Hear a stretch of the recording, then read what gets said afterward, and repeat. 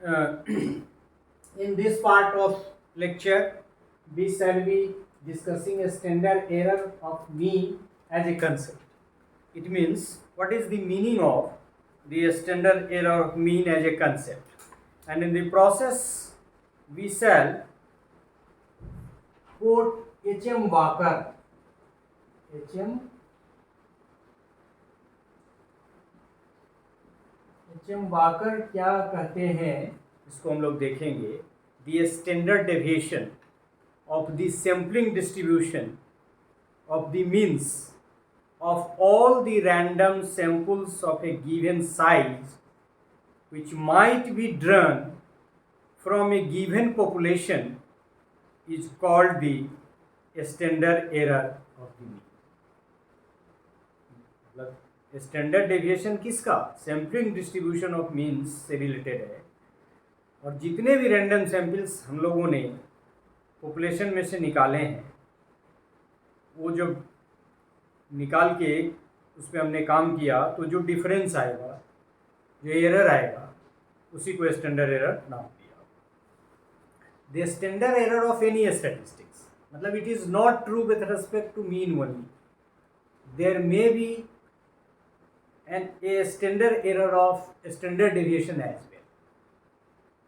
हमने यहाँ बताया था कि पॉपुलेशन और पैरामीटर, तो पॉपुलेशन का स्टैटिस्टिक्स और पॉपुलेशन पैरामीटर और सैंपल और स्टैटिस्टिक्स, इस दोनों सैंपल और स्टैटिस्टिक्स के बीच का जो डिफरेंस है, पैरामीटर और स्टैटिस्टिक्स के बीच का जो डिफरेंस होगा, उसी को एरर कर रहे हैं.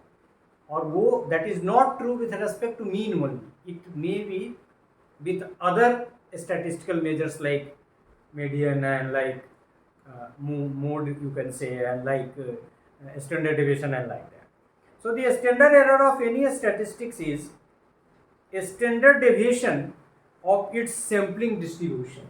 ये बड़ा स्टैटिस्टिक्स में एक नाम है, EF, उनकी किताब भी ऐसा है, लिंडक्विस्ट.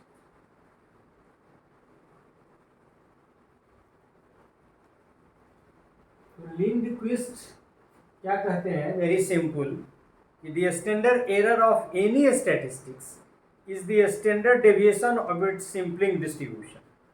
और इसको हम लोग लिखते हैं ऐसे, आपने वहाँ देखा होगा जो एक फार्मूला हम लोग 1.96 सिग्मा वगैरह में जो डाला था, वहाँ था standard error of mean of this is equal to, ये भी फार्मूला हम लोगों ने लिखा था. लेकिन इसमें एक हाइपोथेटिकली एक चीज आप समझ लें कि ये जो है sigma, that is the standard deviation of population, not sample, which is very difficult to find out. क्योंकि जब पॉपुलेशन से डाटा ही नहीं लेंगे तो उसका हम स्टैंडर्ड डेविएशन कैसे निकालें. और इसीलिए बहुत जगह किताब में आपको देखा कि कहीं ये जो है ये स्टैंडर्ड डेविएशन है पॉपुलेशन का, और एस से इंडिकेट करते हैं स्टैंडर्ड डेविएशन ऑफ सैंपल. ये चीज़ भी कहीं कहीं आपको मिलेगा, उसको आप देख लीजिएगा, घबराइएगा. Where sigma is the standard deviation of the population and n is the size of the sample.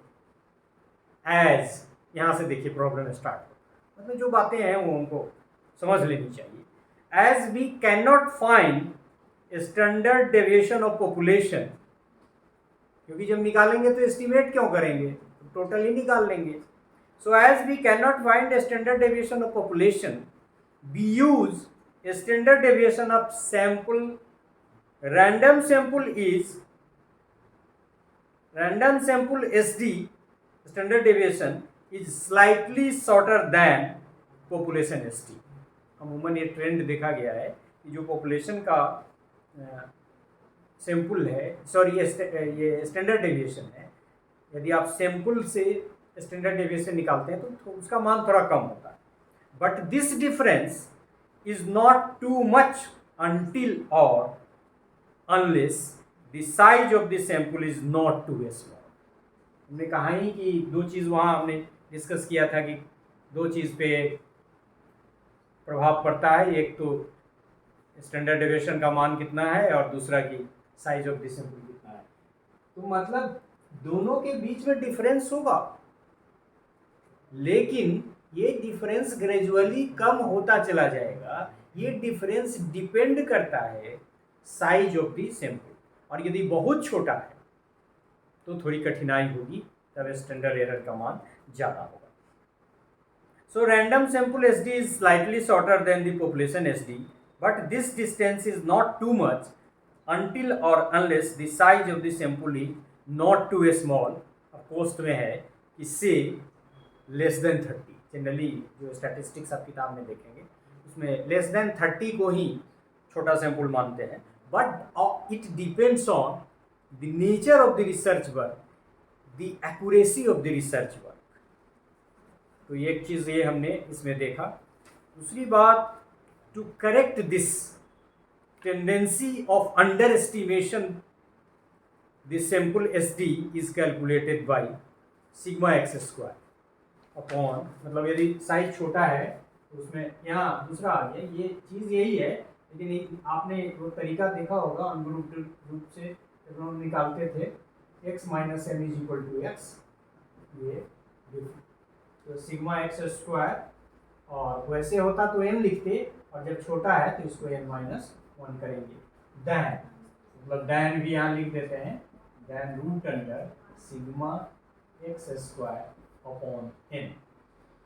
मतलब अमूमन हम लोग क्या यूज करते हैं ये, लेकिन जब साइज छोटा होगा, कम होगा, n 30 से कम होगा, तो instead of using this formula we shall be using sigma x square divided by n minus 1 to compute the standard deviation.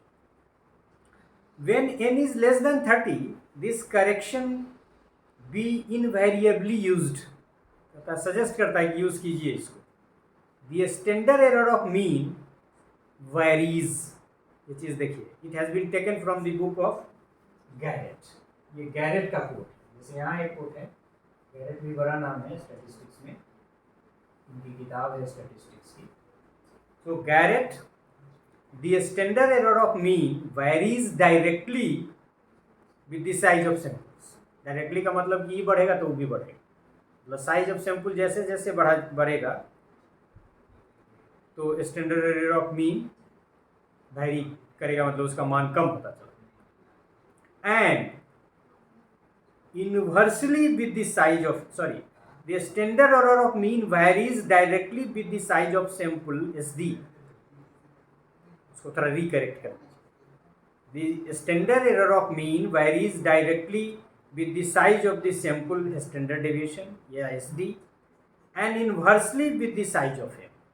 मतलब जैसे जैसे n का मान बढ़ता जाएगा स्टैंडर्ड एरर इन्वर्सली चला जाएगा, मतलब छोटा होता चलाएगा, लेकिन जैसे जैसे स्टैंडर्ड डेविएशन का मान बढ़ता जाएगा वैसे वैसे स्टैंडर्ड एरर ऑफ मीन का भी मान बढ़ता चला जाएगा। So we can say that mathematically कि standard error of mean is inversely proportion to the size of the sample that is n and directly proportional to the value of standard deviation. So as the SD, last conclude कर रहे हैं कि as the SD is standard deviation and that of population, as the standard deviation can not be manipulated, hence by increasing the size of sample the standard error of mean can be reduced. मतलब हमने यहाँ जाना कि standard deviation का मान जैसे जैसे बढ़ता चला जाएगा स्टैंडर्ड एरर ऑफ मीन का मान भी बढ़ता चला जाएगा।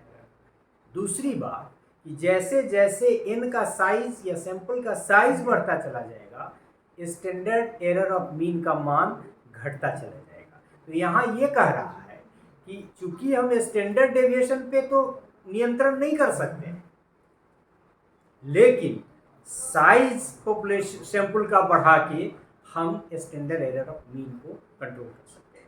वहाँ हम लोगों ने देखा था कि स्टैंडर्ड एरर ऑफ मीन को स्टैंडर्ड डेविएशन और मीन प्रभावित करता है, स्टैंडर्ड डेविएशन डायरेक्टली और मीन इन्वर्सली, सॉरी मीन करें n साइज, तो साइज बढ़ने से वो घटता चला जाएगा और स्टैंडर्ड डेविएशन बढ़ने से वो स्टैंडर्ड डेविएशन के साथ ही बढ़ता चला जाएगा।